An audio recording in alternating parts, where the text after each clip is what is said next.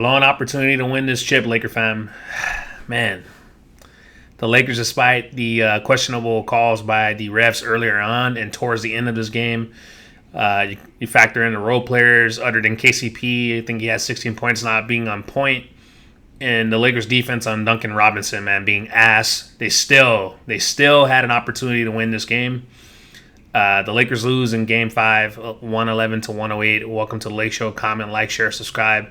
I'll share my thoughts on this game and how the Lakers lost. So let's get into it. I find it amusing how the refs been letting Miami play physical and not calling fouls for the Lakers when they get hacked and all. Bam being able to push Dwight Howard's hands off when he's not even impeding his progress earlier on in this game. That's an offensive foul. You can't do shit like that. The defensive player is entitled to the position as long as they're not impeding the progress of the offensive player, and he wasn't doing that. So they've been holding Dwight Howard on the inside and so on, and along with pushing LBJ and AD and holding them and hacking them. But it is what it is. I said Lakers in 6 anyway, which was my conservative prediction because the ratings are down and they got to draw this series out as long as they could. So yeah, but this isn't on the refs. This isn't on the refs. And I hardly talk about the refs on this channel, man. I don't like to blame the refs because the Lakers still had an opportunity. They had every opportunity to win this game. But again, they had too many mental lapses and defensive breakdowns, whether it was losing Duncan Robinson on the perimeter, switching onto Butler, allowing him to drive right often, not keeping him, from his strong hand and not forcing him to his left, things of that nature. You can't have those type of breakdowns for a championship. In terms of going towards it and having an opportunity to win. The Lakers have to clean it up. But, it's encouraging despite the shitty shooting from our role players and breakdowns defensively all game long. They still had, an opportunity to win and only, I believe, lost by 3. And, LBJ pretty much carried the Lakers offensively the vast majority of this game. So I'm not fazed by the Lakers losing, and I'm confident. However, the overconfidence by the Lakers and some of the fans as well, thinking that the Miami Heat was just going to lay down, and handling the championship. Laker fans and some players and myself, I'm guilty of that, being overconfident just because they had the Mamba jerseys on that they were just going to win. Obviously, I thought they were going to come out with the mindset. If they have came out with the mindset to dominate and have that Mamba mentality, then this would have been, of course, a different story. They took their foot off the gas pedal because we already know the Miami Heat are going to come to play. They're confident. They believe they can win this series, and the Lakers haven't done a good job in the aspect of putting them away early and decreasing or making them demoralized in terms of not having confidence. So the Lakers haven't done a good job, but that's the Miami Heat fighting spirit, man. And I credit Coach Spoelstra and Rouse, front office executive of the team.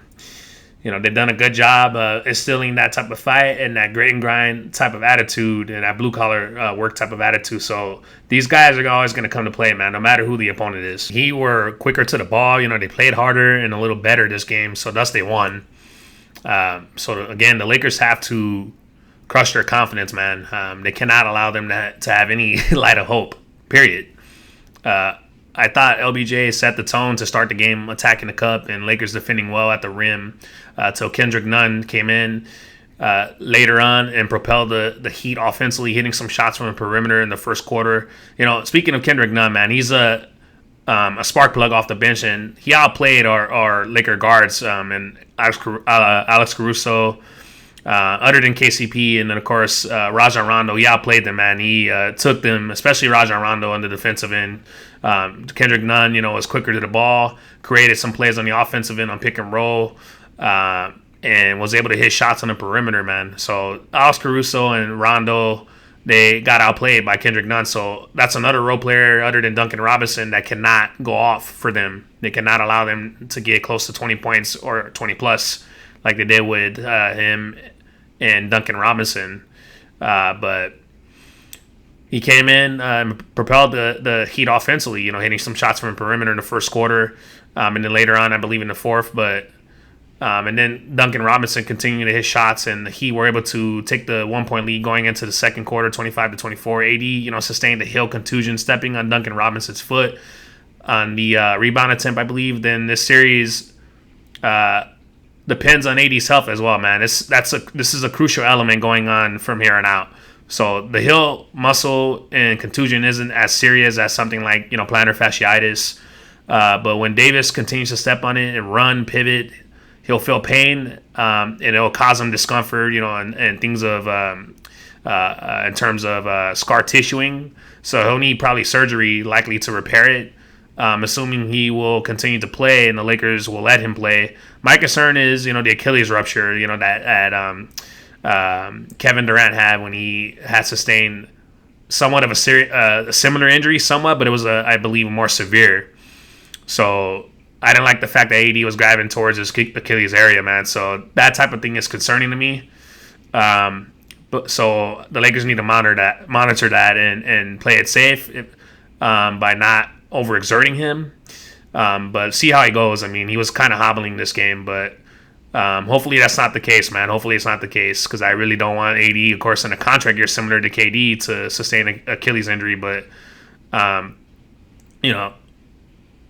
meds, and in terms of treatment, pain meds, icing, staying off of it as long as possible before and after games, utilizing the Rice method, which is rest your leg and keep it off the ground, ice it, use compression, and then elevation when you're laying down, so that proper blood flow and oxygen could help in terms of the scar tissue and healing process. AD can place, a cushion pad to protect the heel come Game 6 and or 7 if the Heat manage to push this to Game 7.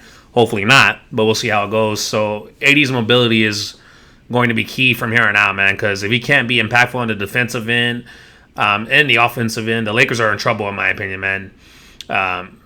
He changes the entire dynamic of the Lakers as a team. That's how impactful he is. He is the most important player in the Lakers roster, in my opinion, period. That's my perspective. And Heat's chances, of course, increase a lot in terms of being able to win an NBA championship. So it's paramount that Anthony Davis can play well and very well with this injury, man. So we'll see how it goes. This is an injury that takes anywhere from, I believe, 1 to 3 weeks, rather, depending on the severity, to the heel contusion. So, AD playing through this will give him complications, and after the series is over, he'll likely require repairment to the heel, possibly with surgery, in terms of cleaning up the tissue and the scarring tissue from the sustained impact throughout Game 5 and so on and so forth. So we'll see how this goes. It's up to the Lakers and Anthony Davis to determine if he can play through this, and even if he can, will the Lakers organization allow it or choose to protect him, given he's in the contract year? So we shall see. We shall see, Laker fam. But that injury did cause him to lose mobility and effectiveness on both ends of the floor, and he was hobbled, man, which put a lot of pressure on LeBron James, given the role players weren't effective in this game. He still managed to get 28 points, but I believe he could have got more. I really believe he was on pace to get 30 plus, but it is what it is. And he was, ineffective down the stretch and in key moments due to the fact that he was hobbled. So, it does take a lot to be able to, deal with that type of injury, man, when you're constantly putting pressure on your heel. But Kendrick Nunn was solid for the Heat in the second quarter, setting up his teammates, like I mentioned earlier, outplaying the Laker guards, man, hitting his perimeter shots, had 9 points in the second quarter, and the Heat's biggest lead, I believe, of this game was 11. But LBJ, every time this game, the Heat started to, gain traction and were scoring, he was keeping the Lakers in this game. LBJ hit some threes and was able to get out on a break and attack the cup, and then AD and Rondo chipped in down the stretch of the second quarter to bring the Lakers within 1. But Butler then hit a 3 to end the quarter, and the Lakers were down 4, I believe, 60 to 56, I believe, going into the second half. Lakers were fortunate to be only down by 4, man, with the role players not being effective, missing open shots, and shots overall this game when LBJ had to pick up the slack offensively, man, pretty much the vast majority of this game. The Lakers did a poor job defending the three-point line, and Duncan Robinson in particular this game. A lot of defensive breakdowns for the Lakers, losing sight of him and others. Robinson had 7 threes and shot 53% from 3 and had 26 points when he's been ineffective in past games, man, thus far in this playoff series in the NBA Finals. Major difference to this game, man. KCP, Kuzma, Green, Caruso did a shitty job locating him on the perimeter, man. When they were on him, they were fouling him, things of that nature.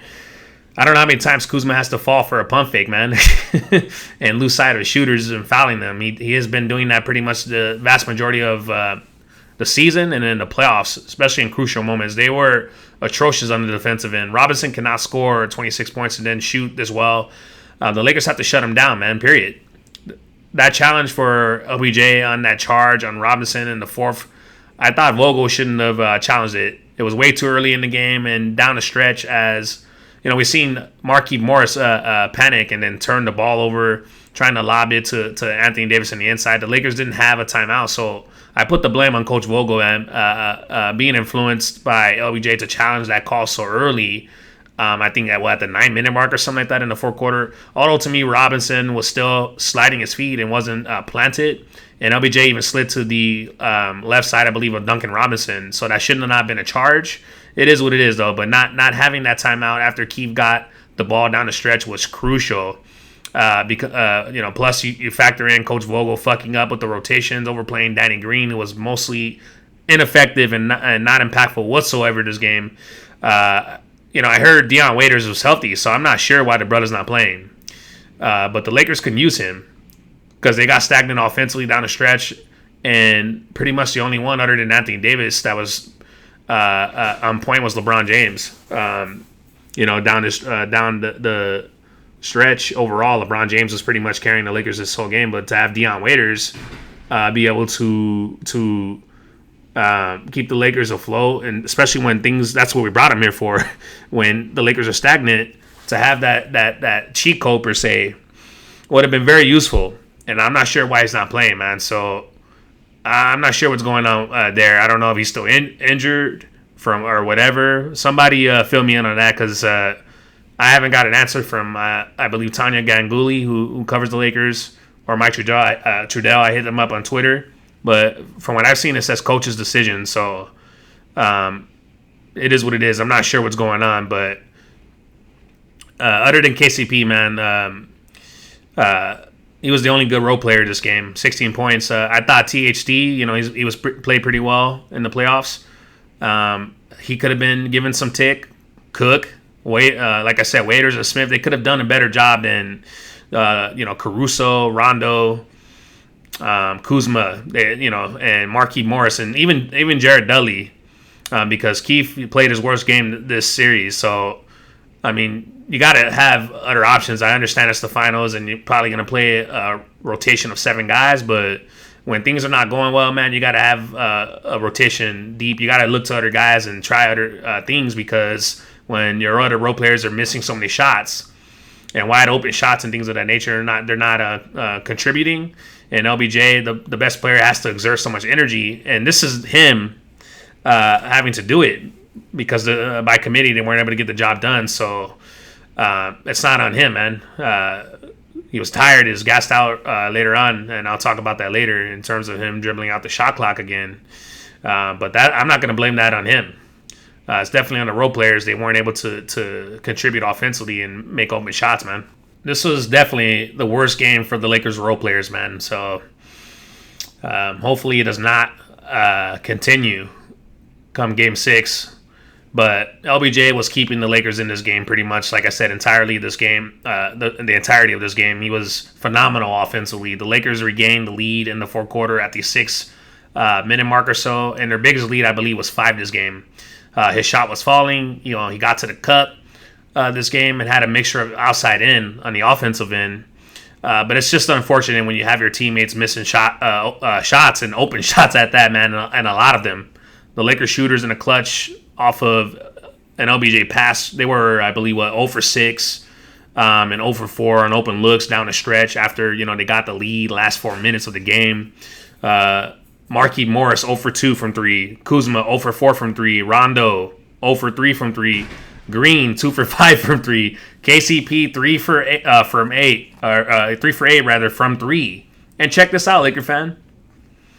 Check this out, Laker fan. The playoff averages from 3 from the Laker players. Caruso 28% from 3. Kyle Kuzma 33% from 3. Danny Green, the alleged shooter. The alleged shooter. Man, right. More like Bricktown Greenhouse, man. That's what I call him. Man, shooting a whopping 33% from 3. The problem with this is these cats are, 3 key role players for the Lakers who get a lot of tick, and they got to deliver, man. Rondo, KCP, and Morris, they're shooting damn near 40% from 3, so that's pretty solid. But the other guys, man, they got to do better, man. They got to do better. But Rondo, of course, this game wasn't good, and Morris wasn't good. But overall, I'm talking about. So, I don't think they're going to get any worse than that, man. But that's a big conundrum that the Lakers have. They have to hit open shots. And it's just unfortunate when LBJ is playing great, man. Inside, outside, finding his teammates, and then they can't hit open shots at a decent clip, man. I thought LBJ was tired, like Butler, and both teams started to, take a lot off the shot clock. And start to, look to score at the 6-second mark.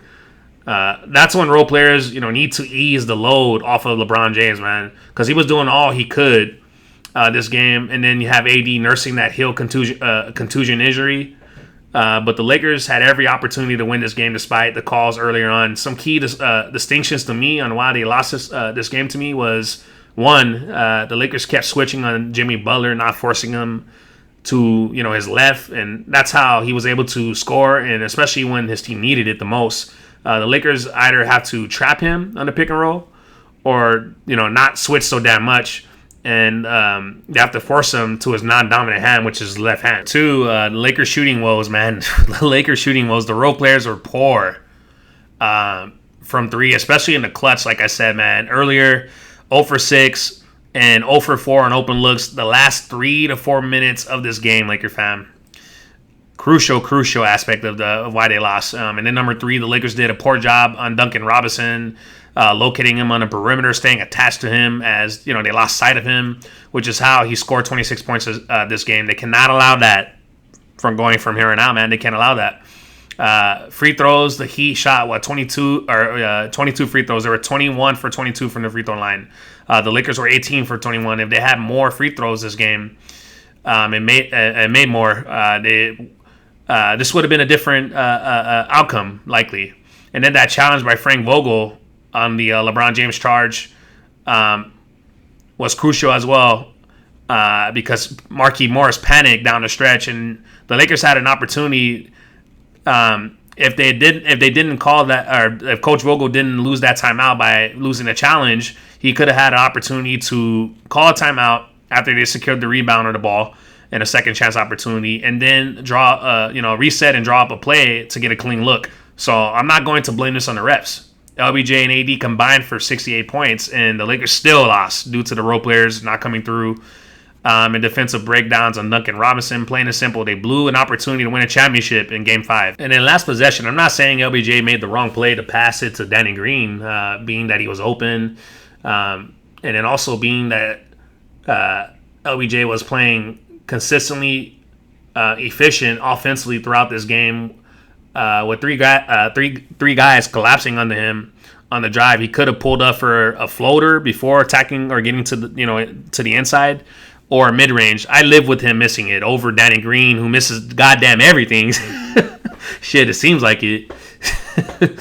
Man, Danny Green's killing me, man. I'm sure he's killing you guys. I'm sure a lot of you guys want him off the team come next season. I know I do, man. Shit, I might be the president of that club. Who knows? But LBJ gotta take it, man. And play the percentages, fuck it. Because Danny Green, like I said, he's been asked. Most of his misses have been wide open. Wide the fuck open. But also Green, when he had that open shot, he missed KCP in the wide open in the corner, who has been our best shooter consistently outside of Marquise Morris. So speaking of Danny Green, man, he got to go, man. He got to go. He cannot come back next season. The Lakers have to trade him. I believe the brother has a player option on his second year. I doubt he'll opt out, but he's got to go. And Rob Pelinka has to get legit shooters on this roster, man, come next season around LBJ and AD, because the offense could be so much better, more potent, with better floor spacing and shooters, with shooters that can't have all that type of missed shots, man, with these type of shooters in the playoffs. On open looks, you can't have that. So that's going to be a priority going into the offseason for the Lakers. I can't take guys breaking wide the fuck open shots, man, all season long and going into the playoffs. But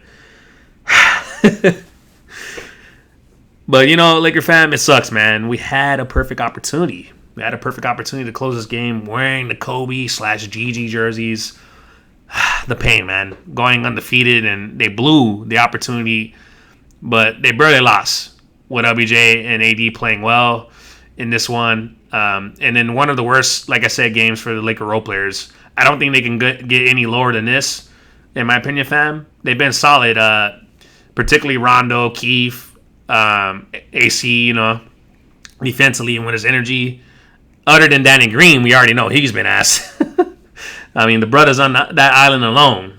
I mean, he's been a straight-up bum. It is what it is. But given all that, and Duncan Robinson having his only good game thus far, and the Lakers losing him on the perimeter defensively, playing their shittiest game of the playoffs, and they only lost by 3, I'm very optimistic that they can still win the series.